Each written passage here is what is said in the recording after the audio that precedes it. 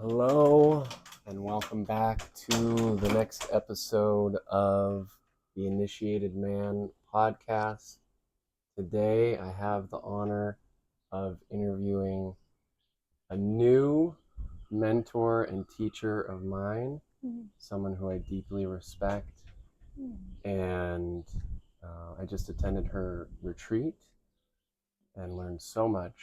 And Stefanie Marco is a practitioner and teacher of Tantra, Buddhism, and Kundalini activation, something. Something like that. Something. Yeah. I would say more Tibetan Buddhism than Buddhism, Tibetan but Buddhism. A lot of Eastern practices have touched my heart and influenced my work. Yeah. Well, it's so lovely to have you. Thank you so much. So nice to be here. Thank you for having me here. Yeah. Would you like to do a Honi breath together? Let's do it. Okay. We'll do three breaths. Okay. We touch our foreheads and our noses. Okay, you show me. Okay.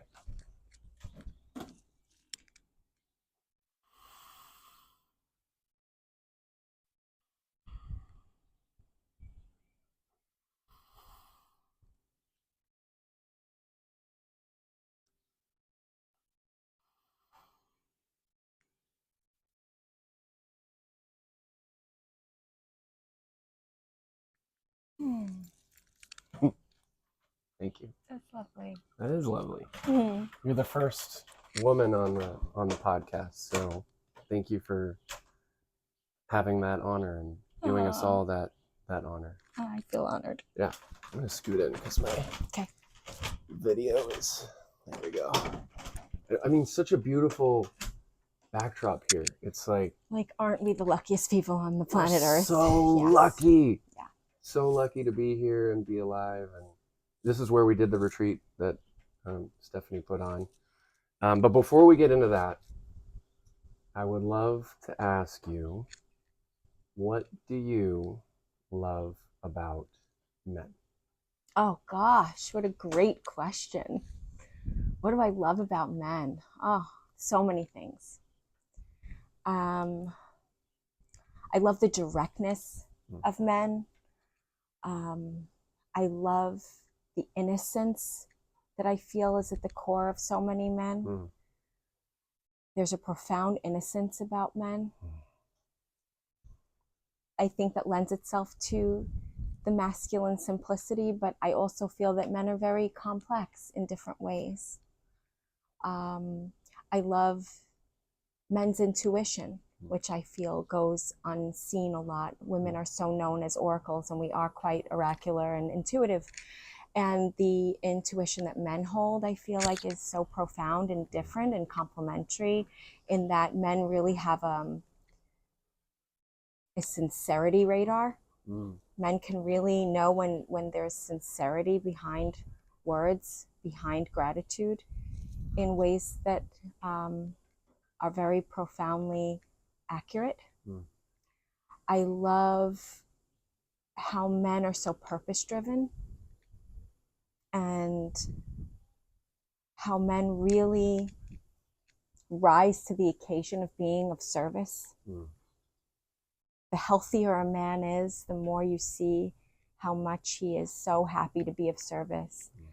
And I love how men just genuinely want to make women happy and want to experience the light and the breath and the refreshment of the feminine in their presence. I think it's so, again, lends itself to the innocence of men, and how much their desire of the feminine really is quite pure. I'm just going to let that sink into my body a little bit. I also love how when you ask men for help, that they genuinely want to give it. Yes. As a woman, we will say yes, but we sometimes don't really genuinely want to give it. And it's not that women aren't incredibly helpful and philanthropic and charitable. We're huge givers. but often we will say yes without really wanting to, whereas men really want to typically, and they will say yes enthusiastically. Yes. I love that about men. Yeah, I think I mentioned this at the retreat at one point, and I compared men to dogs and, You did. and women to cats. And it's like, you don't see a team of sled cats. It's a team of sled dogs. Truly. And they love pulling that sled. Live for it. They live for it. Can't wait. Yes, like put me... Jumping into the bed to wake you up to go do it. Yes. Yeah. Yes. Yeah. So yeah, it's just like in our DNA, our design. And so I want to go back to you because I felt this. I have felt this from you, and I'm feeling it even more right now as I ask you what you love about men. And it's so genuine that you can really feel. I'm getting emotional about this, but you can really feel how much you genuinely love men.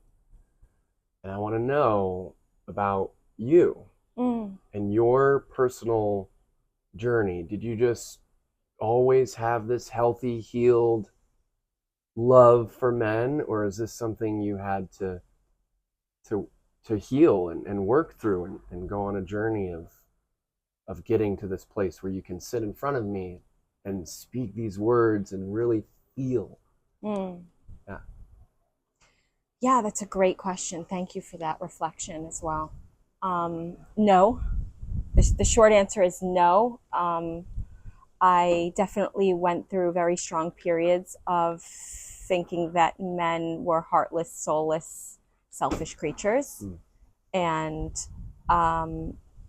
was profoundly confused by their actions, behaviors not aligning, and all of the things that we kind of blanket men with, and that I in no way make excuses for that kind of behavior, right? Sure. Yeah. But I was raised by my father from the time I was 11 onwards. And while that was a very strained relationship in many ways, my father did also instill in me a lot of inner cultivation of my own masculine and leadership qualities that I'm very grateful for having had.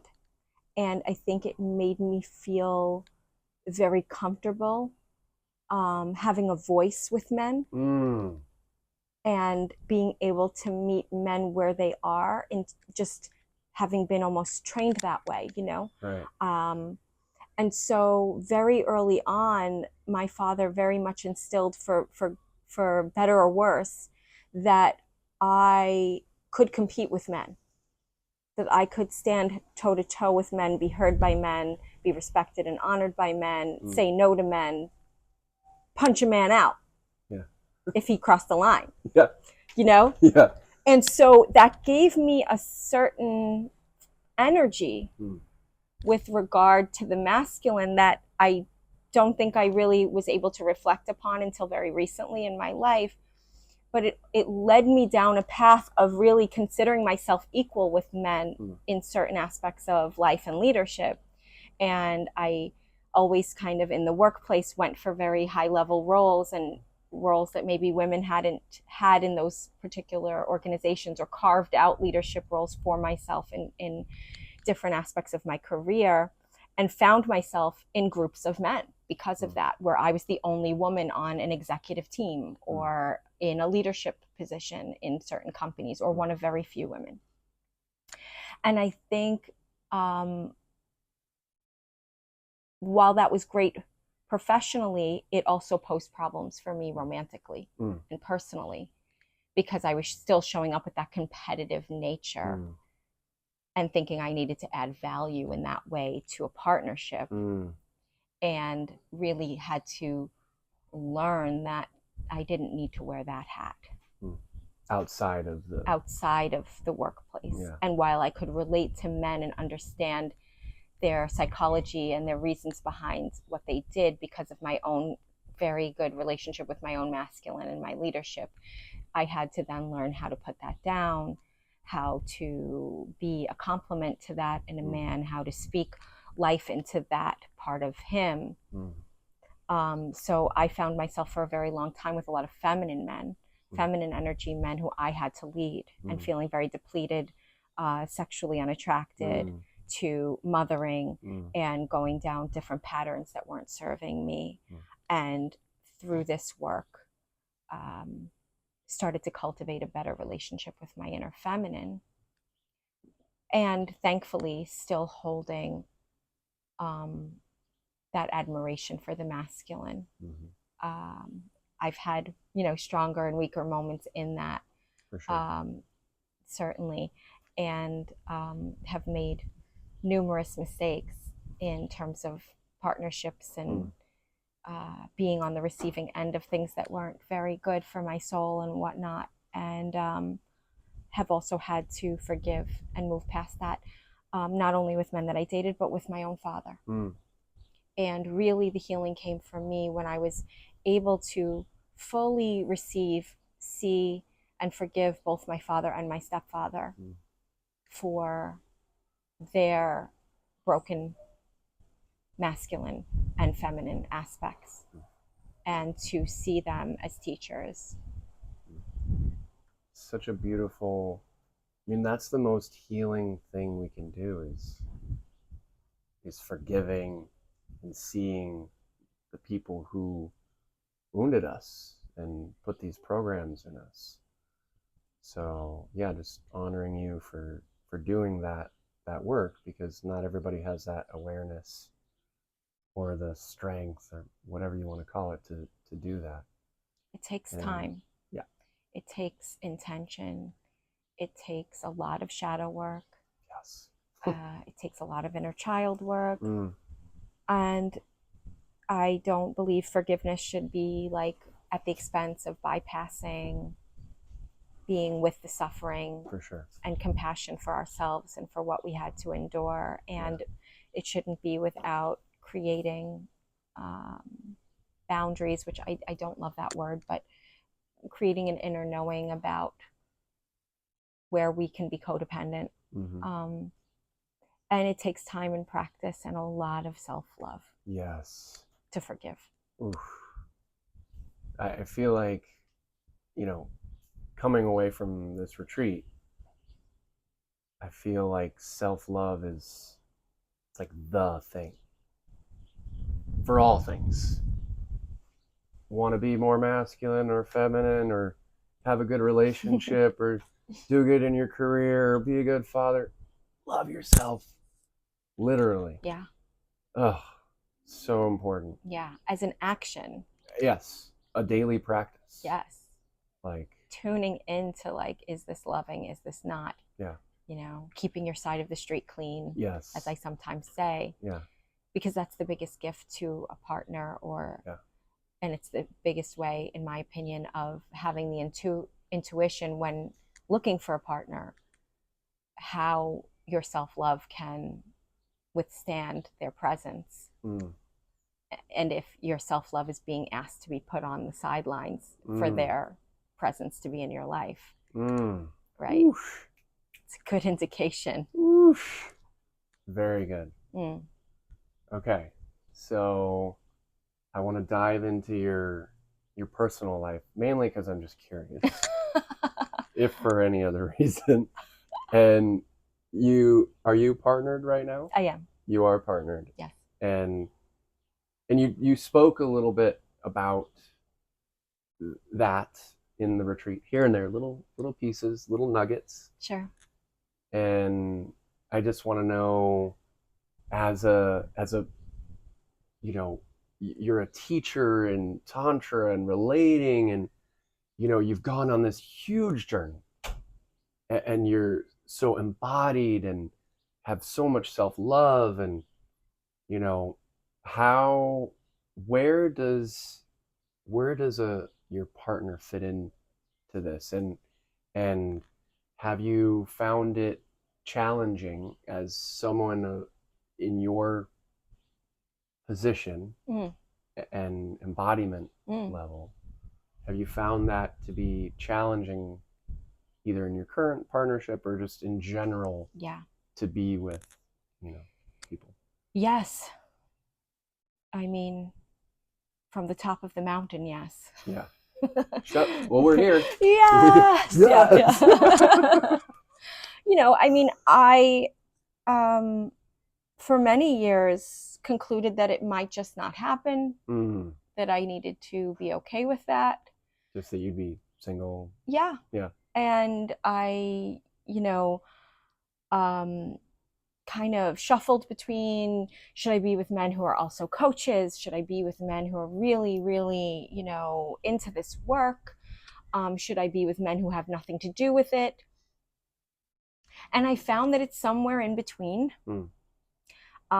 This man, when I met him, was very curious about this work, had a bit of his own self-reflection, had a bit of his own meditation practice, his own relationship with, I think, consciousness and alternative thinking, let's say. However, he had not done any shadow work. So pretty quickly, the gauntlet started falling. As it does.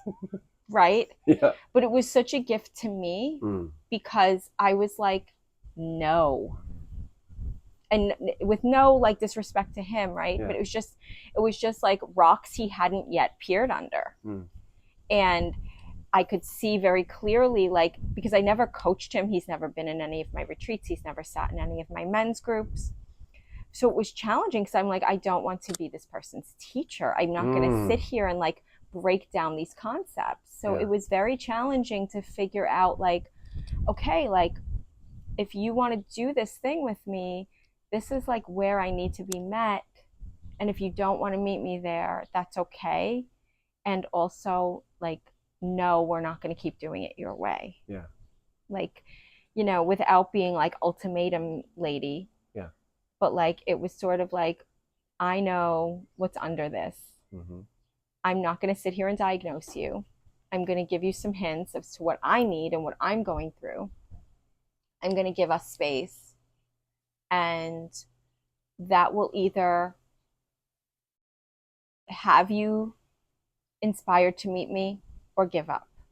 And I really had to get to that place as a woman where I was very clear with my no, and it wasn't from a needy place or like a momming authoritative place, but it was just like, this isn't going to work for me with love. This is what I really want. I'm not compromising on it. If you're my guy, you'll keep meeting me. If you're not my guy, bless you.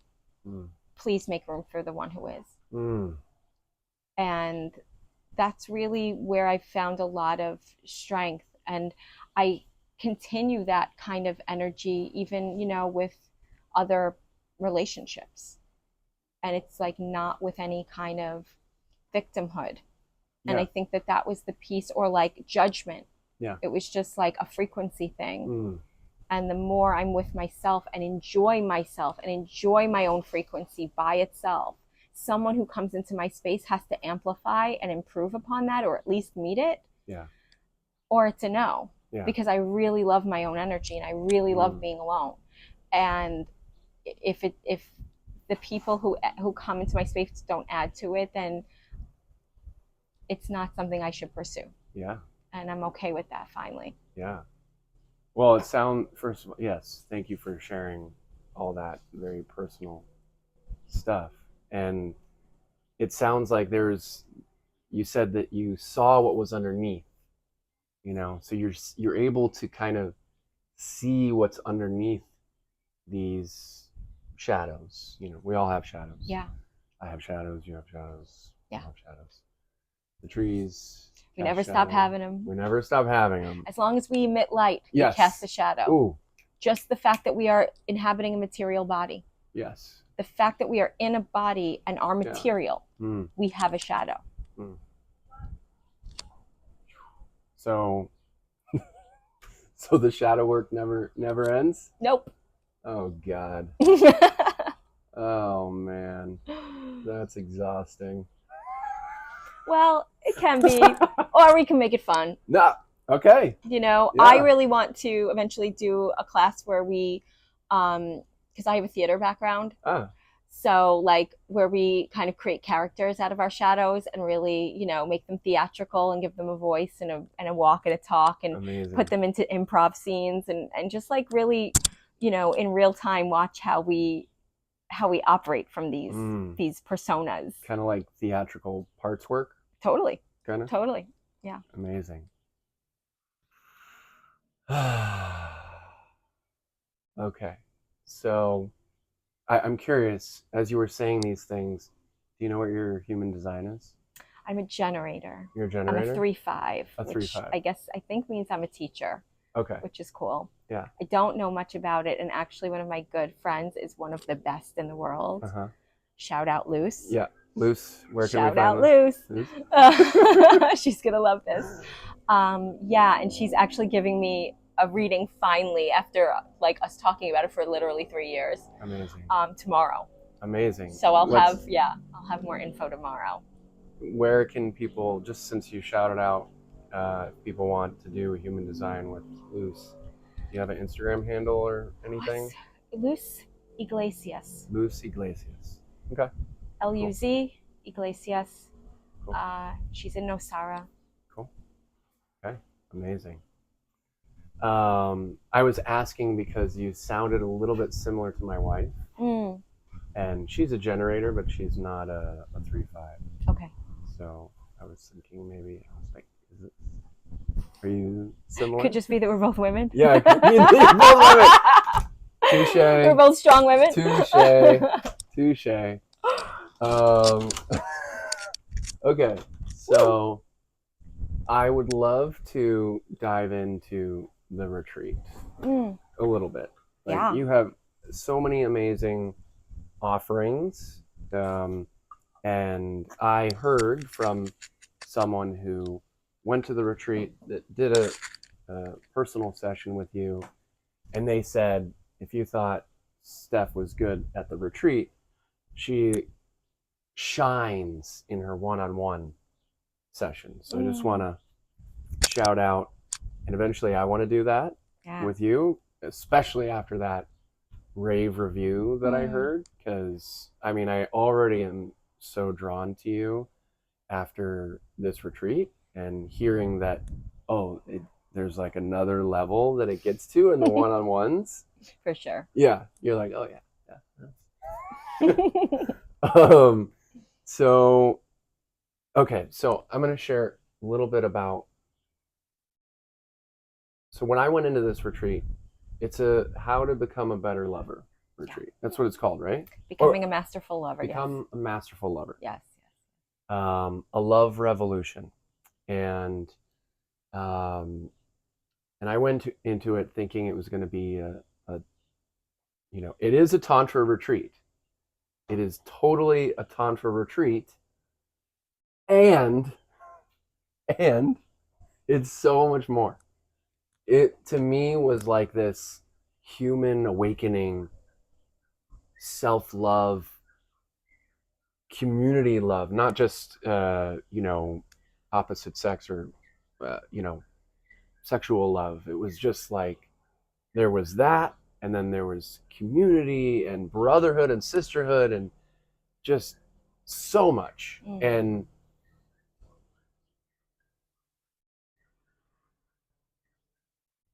I feel like I got so much bang for my buck. And I don't mean like from a price standpoint. I just mean it was 4 days of such impactful work. Like on a truly, I won't get into it, but I went into this retreat one way, which you know about, and I came out life-changing, life-altering. Where did you get this?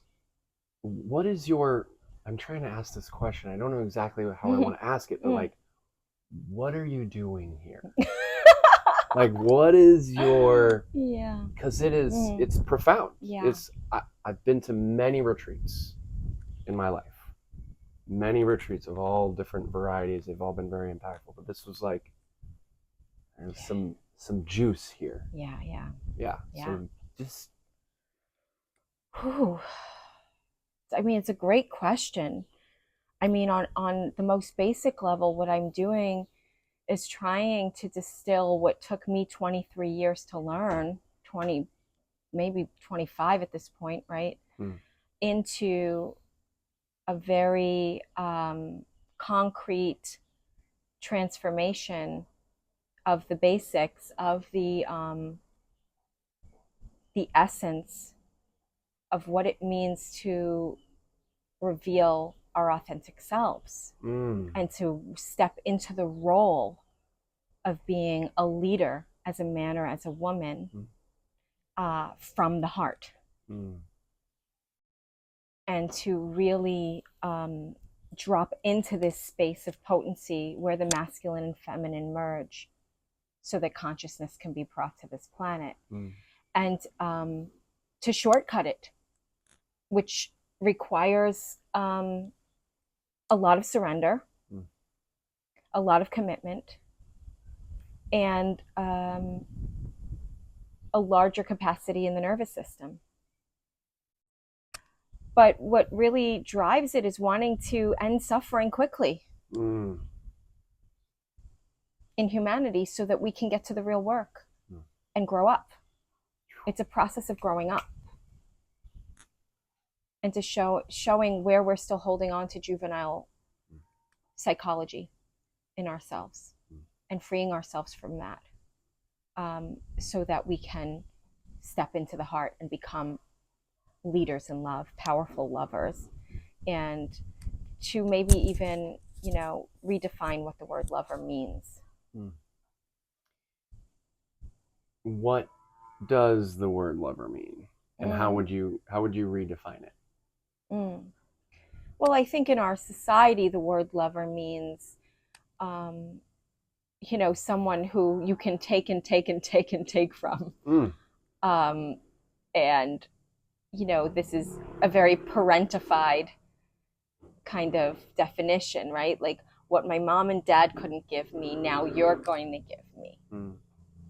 And I think what a true lover is someone who fills themselves up with truth and with vulnerability and with acceptance and with compassion and with presence,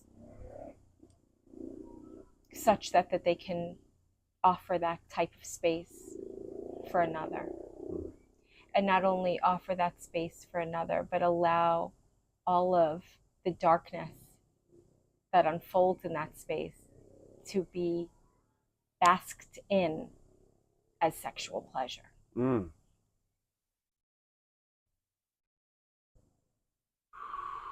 And alchemized as sexual pleasure.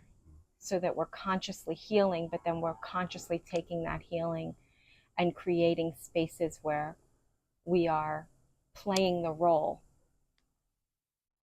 I don't want to say of unhealed, but of working with darkness to create a fire, to create that difference, that tension. I'm going to be feminine right now. I know I can be masculine, but I'm going to be feminine right now. Yeah. What have you got for me? Yeah. Right? Or I'm going to be masculine right now. Yeah. What do you need? What are you going to express in this space? And we're doing it like artists. It's an art form. It's an art form. And that's why there's music in this retreat. That's why there's a lot of encouragement to express. Because when we step into this perspective and this path of using love so consciously, we become creators of everything we want to bring into the world. Because masculine and feminine energy used consciously creates all life in this earth plane that we live in. So it's becoming a masterful lover is really becoming an artist of life. And an artist and liberating ourselves from that which we are not.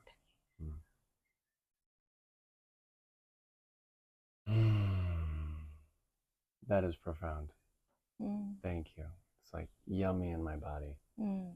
Hearing those words. And yeah, I love, it's really about like going back to what you always say about keeping your side of the street clean. Yeah. And taking care of yourself. Yeah. And then you can go and play those roles sexually from a artistic, fun, playful, not this wounded or trying. It's just draining, yeah. Draining way. And so I'm wondering, personally, when there's moments where one person or the other person is maybe just at this moment or at some moment not able to, I mean, having a hard time keeping their side or both sides of the street clean. What do you have to say about that? Well, that's life, isn't it? We don't do this to become perfect. Yeah. We do this to get to know ourselves perfectly as imperfect beings, but as a spectrum of expression and characteristics and qualities that allow us to share gift and medicine in the world. And sometimes life can feel really like it's against us. Yeah. And so we're not walking around like with our heads in the clouds, denying that and bypassing with spiritual jargon. What we're doing is being willing to be devoted to witnessing all of what life is bringing to us with compassion and love, and with our partner with compassion and love, without trying to fix them. And in their most broken moments, we're not telling them we're going to fix them, because that's telling them they're broken. And they're not. They're experiencing life, and they're going through a process, and it's sacred.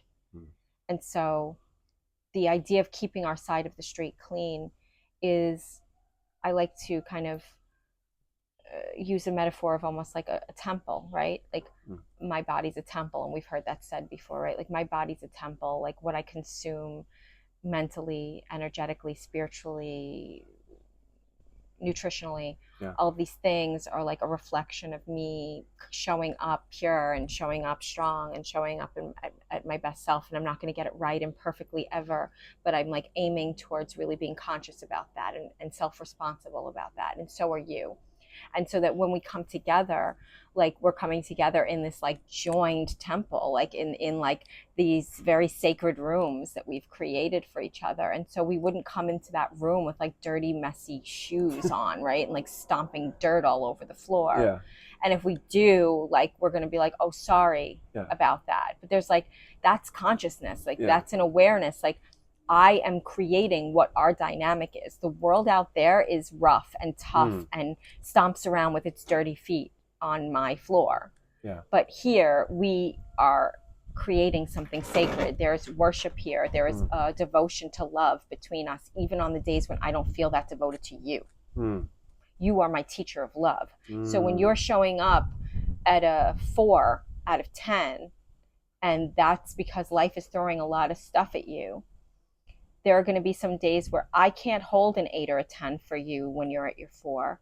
And I can also come in and say, look, I'm at a 4 too. And we're going to be able to go, all right, so we're going to stay out of each other's ways, and we're going to do things that are like really super chill. We're not going to have heavy conversations. We're not going to confront every single thing that's a trigger right now, because we're both conscious of what's going on and that we're both not 100%.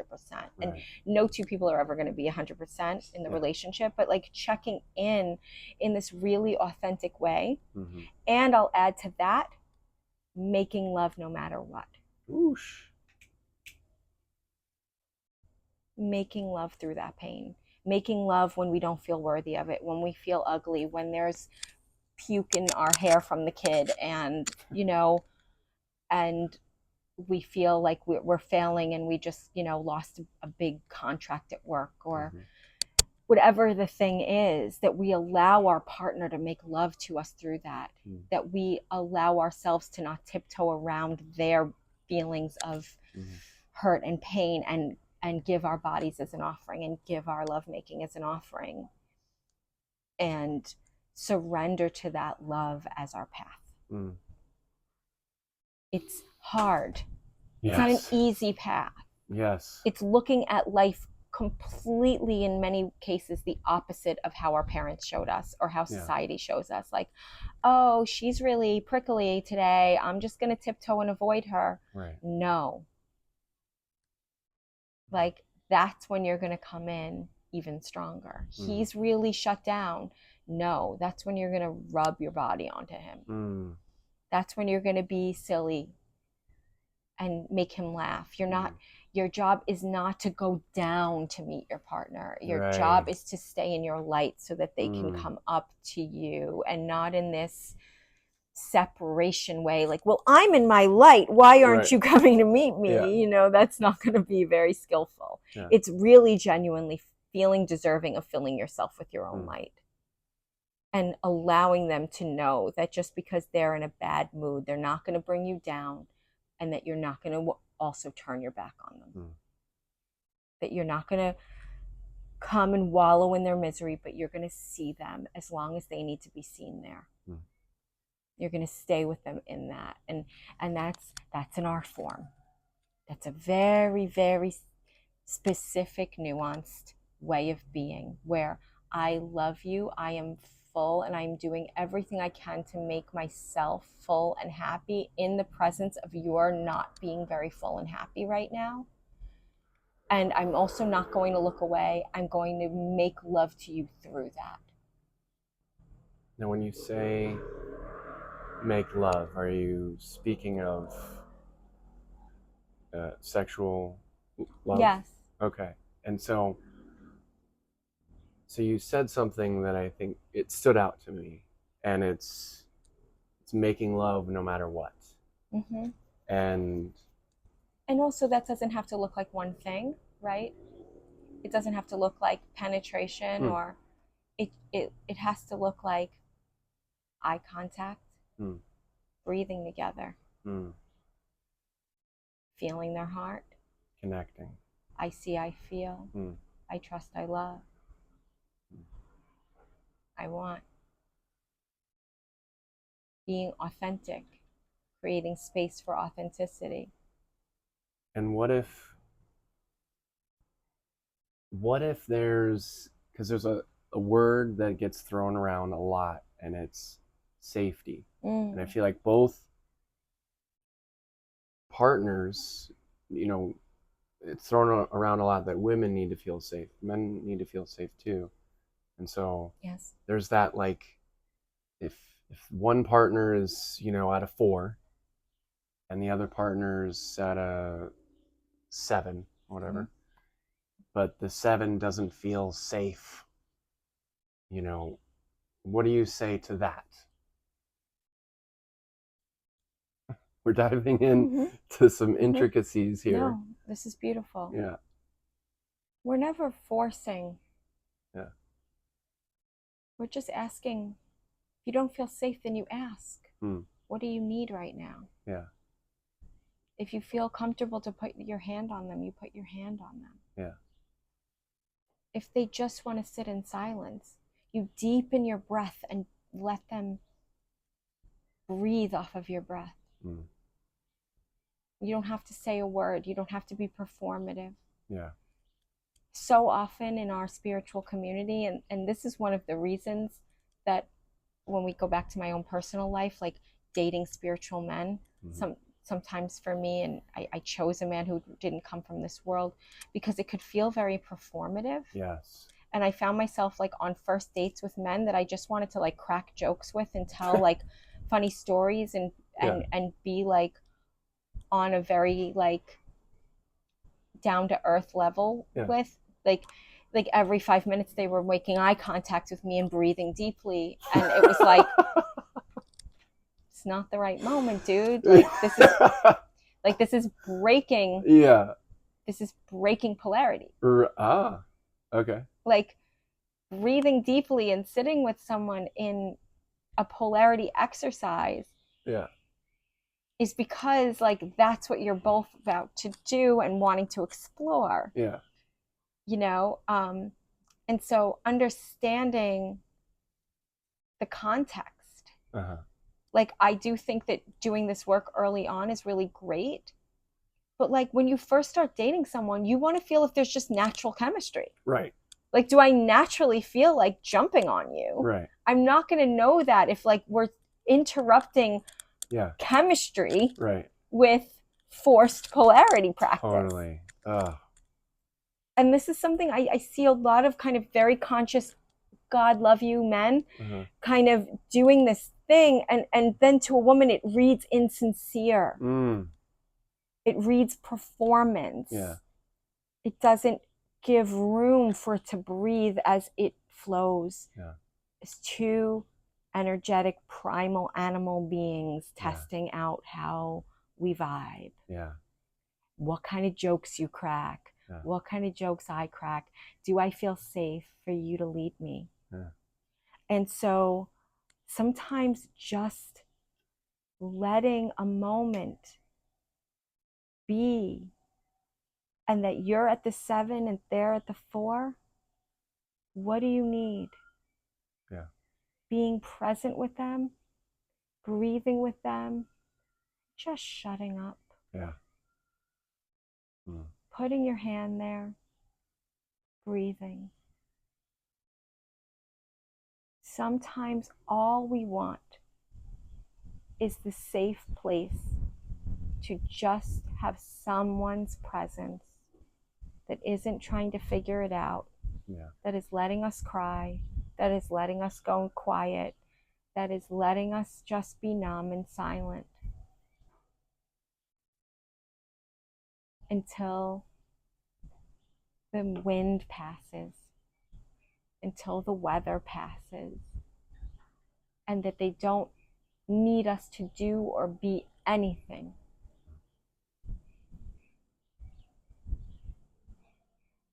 And it's such a beautiful art form to become so attuned to someone else that we just simply have to be there. Yeah. Without looking away or moving along the moment, moving along for an end goal. This is the presence of the feminine in a lot of ways, and the masculine. The masculine just being that container of strength, that rock to just hold on to until the rushing waters pass. Yeah. Or the mother who's just going to rock you, and you don't need to get anywhere. There doesn't need to be a point. There doesn't need to be intercourse. So what do you, as I'm hearing you say this, because I've heard you say, and I'm not trying to do a gotcha or anything. Yeah. But, and this work is very contradictory too. Yeah.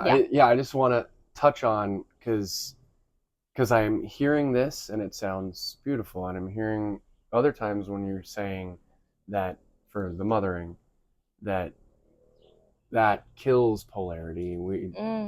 Women don't want to mother. Yes. And so yes. I see how it can be both. Yes. Because life is not black and white. Yes. There are moments where that can happen. And what I've learned is that it's like, and you can speak on it after I say this, but it's like, to me, it's like knowing the polarity dynamics and trying to like keep the fire lit when you can, and then when there's a time when it's like, I need mothering energy, like I need to be nurtured, and it's going to be a moment, and Yeah, so can you speak on that? Because you've said... Very much so. I so appreciate this question because I think this is a really great question and something a lot of people struggle with. If the mothering or the fathering is coming from a need to control or be right, it's breaking polarity.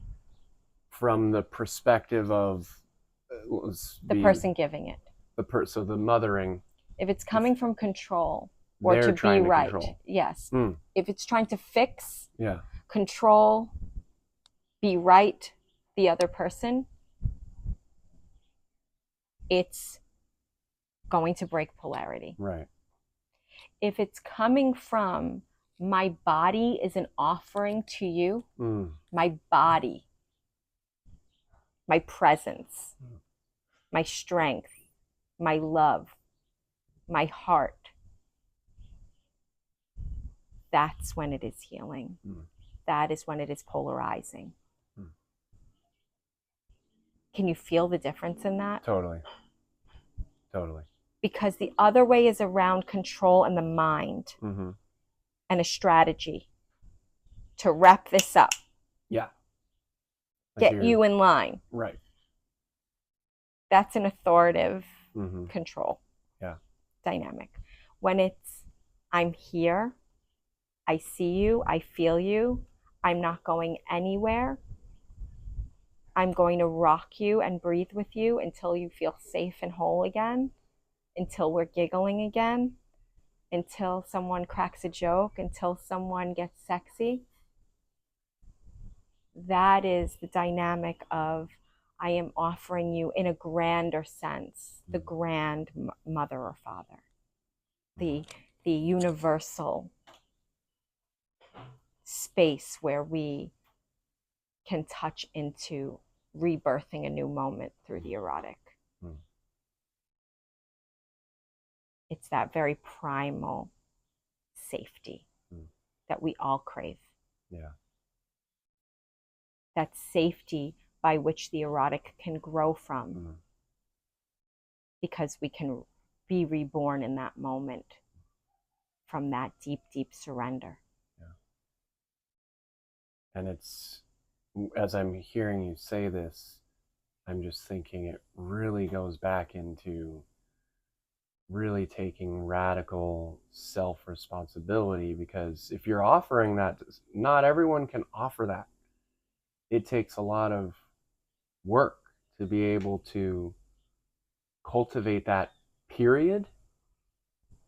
And then another level to when this partner is expressing a certain thing that might have triggered you now or in the past, and it's like holding that frequency of like divine love, feminine or masculine, it's a very powerful medicine that needs to be cultivated. Yes. And practiced. Yes. Yeah. And we practice it with ourselves first. Yes. Yeah. We always practice it with ourselves. It's the only way. First. It's an individual relationship with our sexuality. It's an individual relationship with our triggers and wounds, with the things that our partner brings us that are edgy, that we can't quite meet with equanimity, that we can't, that without attacking and lashing out on them for it, really seeing, okay, they're telling me they need this thing, or they're observing this thing, and it's medicine. It's not to hurt. It's not to extract from me. Where am I not showing up this way for myself? How could showing up this way and finding this part of myself nourish me right now? Yes. Even though their mention of it really triggered me in practice. Yeah. It's like what they're saying, I want you to show up like a ferocious animal. Yeah. And me feeling like I want to cry in her lap. Oof. Right, in that moment, and feeling really triggered that she's saying, I want a ferocious animal. Yeah. Where is going into my own private practice, practicing ferocious animal, actually what I need to be doing in my life? And she's seeing it in the space of our intimacy. And I hate that she's seeing it and wanting that from me. Because it's not you always want going to it turn too. you on, right? But Yeah. like, you know, you wanted to be like soft and whatever, and she wanted this, and so that's just the surface. Yeah. We're going beyond that to go, oh, I'm not being a fierce warrior with this business deal. Yeah. I'm hiding from this thing going on with my kids and my ex. I'm not being a fierce warrior with our financial future in some way. I'm not being a fierce warrior with these people I hired to work on our house. Right? Like, she's calling that forward from a place that a healed man is going to rise to and go, all right, where's the blind spot? Yeah. And the same with us as women. Yeah. If he's saying, you know, I want you to bring me the energy of a playful, innocent teenager. Yeah. A ditzy girl. Right? Like, where's your ditzy girl? Like, and you're like, ditzy girl? Right. Like, you may have been operating in a lot of like masculine, you know, right. Or like, you know, being too fiery, or not surrendered to the lead, not surrendered in your body, not playful. And that's your moment to go into the room and dance around in your feminine practice as a woman. That's your moment to let go of needing to control everything, to let the chips fall where they may, to maybe have more playtime with the kids, to maybe go out with your girlfriends dancing, to maybe wearing a different color, to bring a fresh energy into the house or into your space. Yeah. That will actually make you light up as a woman, not in a way of like, oh, now I've got to get on my tippy toes and please him. No, like, where is that a medicine for us? Right. That they see. Right. And to me, it takes me back to, or what I'm hearing you say is like, how you dance in the world is really how you dance in your relationship. So it's like, if you're, you know, not setting boundaries that need to be set, I'm talking as the masculine, and not speaking your truth, and not like going after what you want, and doing all these warrior type things, then you're not really going to bring that into the bedroom either. Certainly. And same with the feminine. And so I'm hearing it's like this daily lived practice of, what are we trying to embody? Yes. Oh, we want to feel more surrendered? Okay, let's surrender to life. Yes. We want to feel more dominant? Like, go dominate. You know? Yes. I'm currently on that journey right now, personally, is like, you know, I have waves, but right now I'm just feeling like very in my power, and it feels really good. You saw me a week and a half ago, and it was much different, but it's now remarkable. I'm recultivating that, and it was inspired by what's going on in my relationship. But it feels, I was noticing I have this like judgment of my dark masculine energy. Yeah. I have this, and then this morning, I just was like, I love it. Like, this new level of like, yes, like, I love like being dominant. Like, I love exerting that energy just for me. Like, it feels good to me. It's like my full embodiment. And I don't know if that's the truth for all men, but I'm just my personal. And so I'm excited to, keep cultivating that. I've been cultivating it for a while, and bringing that into my love life. Yes. Yes. Yeah. And sometimes we want the opposite. We see this a lot too. There are men out there who dominate all day and they want to come home and have a woman be more dominant sexually. Yeah. You know, this is also something to play with. Yeah. But it's about consciously holding the pole. Do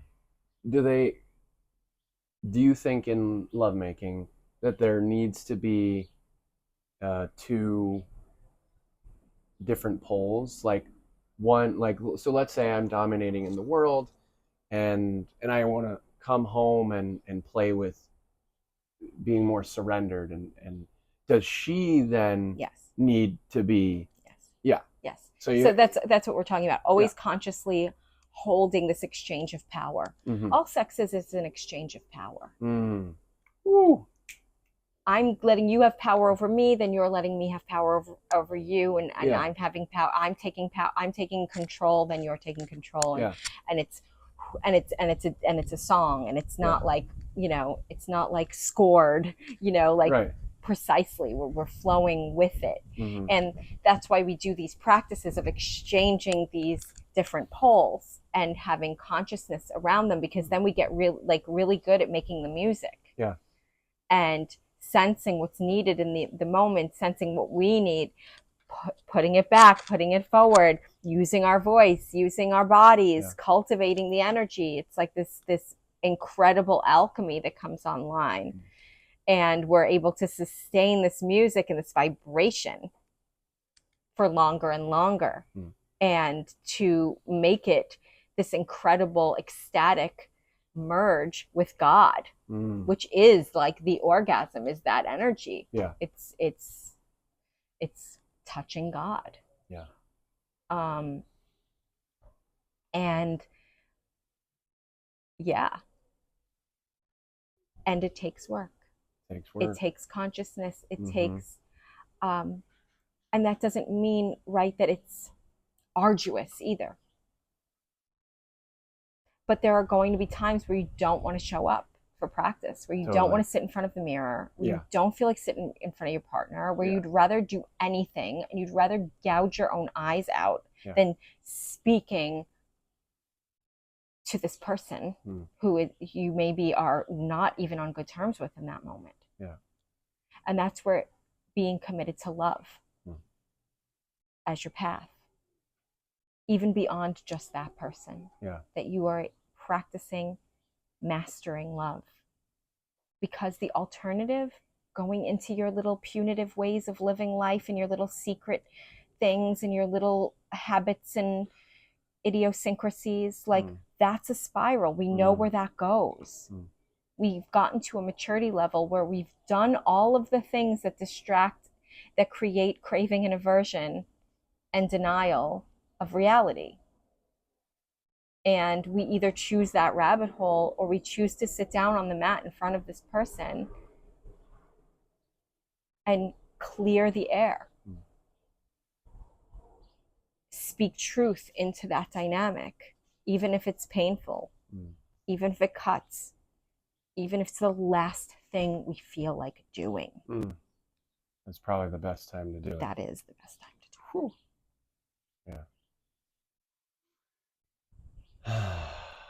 So I want to pivot a little bit, and I want to lighten the mood a little bit. And I want to go back into your personal life. What is your favorite thing about your boyfriend or your partner? Is it your boyfriend? Your boyfriend, yeah. If you don't have to dive into your, I'm just like, I want to. His heart. His heart. And I don't mean that just like in a soft way. His heart is both very soft and very strong. He's very committed to doing what needs to get done, to be a leader and to take care of others before himself very often. And there's a lot of innocence in his heart. He doesn't do it looking for a reward or looking for praise. He's got a lot of integrity. I would say a close second to that is he's very light and playful. And he makes a lot of jokes and he makes a lot of wisecracks, and he disarms me a lot because I can be like serious spiritual girl, dark emo girl. And he just, makes me giggle, and we have a shared sense of humor. So a lot of times laughter is really a big part of our dynamic, and I appreciate that a lot. It's medicine. Yeah. What a gift that you get to experience that with and through him. Yes. Yeah, that's amazing. Thank you for sharing that. Sure. It's good to get to know you more, and that's part of like why I do these podcasts. Is I'm just like, I just want to know these people, and you specifically right now because you're in front of me. I just want to know you more. What do you like? What's Yeah, and that curiosity serves you. Yeah. I know a lot of women were talking about having you as a partner in the retreat and how much it brought out in them. So that's also a reflection of your curiosity and your ability to really create the space of wanting the truth to come to the surface. And just know that that was reflected back to me about your space holding. Thank you for saying that. That was good. I'm like, part of me is not wanting to. I'm just like, I love myself. I don't need. Like, who was it? Who said that? No, I know it was all of them. I love it. It was really, I mean, I am very specific about the men that I choose to be in this retreat. And, you came on a bit last minute with not a lot of, past familiarity with me. And so I'm happy that it was a good choice. It was clearly a very good choice to have you be one of the men. Yes. Good for all of us. Thank you for saying that. Okay, so I want to kind of bring us down a little bit. Yeah. And I want to know, what is your prayer for the masculine?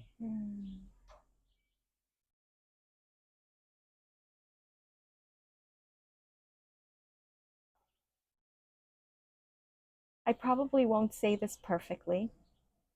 All good. But what really speaks to my heart is that men can see how powerful they are, how much their power touches us as women, how much your power is needed by us, how much we crave being held in that power, how important your power and leadership is for the planet, for the children, to allow yourself to experience the full potency of your power, and to hold yourself accountable when you're depleting that power. How you use your power, I pray that you use it with the deep knowing of how potent, precious, and desired it is by the feminine on this planet. How sacred the masculine power is. And that power that you will see is the very power that will protect the feminine in the work that we came here to do to uplift humanity. That the masculine power is the circle that protects the feminine inside to alchemize the new world. And without you standing at the gates, we cannot do the work we came here to do. And to let women show you how powerful you are. to not look away when she's showing you you're misusing your power. When she's just trying to tell you you're more powerful than this. And she's not always going to tell you just that directly. She doesn't sometimes even have the words for it. Totally. And will say words that really cut and inspire the opposite of what she's intending. Right. Feel like they're a criticism or that they're saying you're weak. Right. What a powerful prayer for men to remember their power and how it's craved by the feminine. And I think it's important to remember, for men, it's not just this thing we do for you. It's this thing that feels so good for us. And you're penetrating us with that power. With your eyes, with your breath, with your cock. And opening us in ways that we cannot open ourselves. Men are powerful. We need each other. And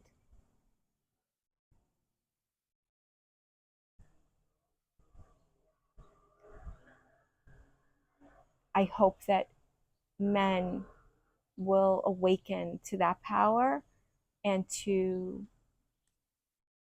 owning that masculine energy unapologetically, softly, potently, and seek women who are willing to see that part of you and not try to manipulate it or squash it or suppress it. They will test it. It's our job till the end of time. Yes. You're like, don't get it twisted. Because life itself is feminine. Yeah.